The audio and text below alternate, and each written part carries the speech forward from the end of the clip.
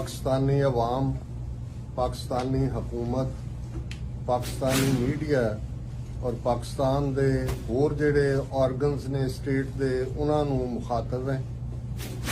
बड़े अफसोस की गल है कि अज जो कुछ दिल्ली दे दुआले हो रहा है, जिथे 5 लाख सिख पंजाबी किसानां ने आके दिल्ली नूं घेरिया होया है 5 एंट्री पॉइंट्स दे उत्ते, इस बारे पाकिस्तान वालों हमायत तां दूर दी गल, उस दे मीडिया ने इस प्रति कोई बहुता ध्यान भी नहीं दिता और इसकी कवरेज भी नहीं की।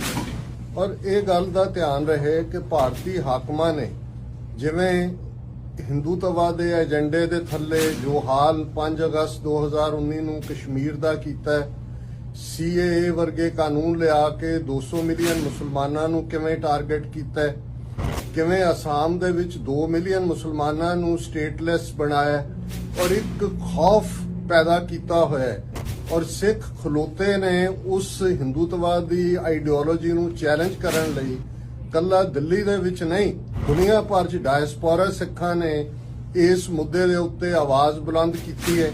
Canadian prime minister Justin Trudeau farmers agitation के हक च नितरे ने। इंग्लैंड के 39 मैंबर्स ऑफ पार्लीमेंट ने जिहड़ा अपने सैकटरी ऑफ स्टेट नूं चिट्ठी लिखी है। US कांग्रेसमैन आवाज़ चुक रहे ने ते कित्थे ने पाकिस्तान के उच्च अधिकारी, उन्होंने UN मिशन, उन्होंने हुकूमती अदारे और खास तौर पर मीडिया, जिहदी ये रिस्पॉन्सिबिलिटी है कि उन्होंने लोगों नूं दसना है जदों कि इंडिया पाकिस्तान की हर एक्टिविटी च इंटरफीयर करता है, किवें इंटरनेशनल लैवल ते पाकिस्तान नूं बदनाम करने की कोशिश हुंदी है।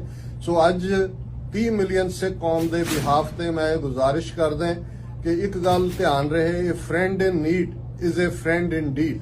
तुसीं करतारपुर साहब का कॉरीडोर खोलिया है, समुची सिख कौम दे तुसीं दिल जिते ने, इतिहास सिरजिया है। अज सिख इस हिंदूत्व नूं चैलेंज ही नहीं, इस नूं डिस्ट्रॉय करन दे लई लॉक स्टॉक एंड बैरल मैदान दे विच उतरे। प्लीज खुल के हमायत करो।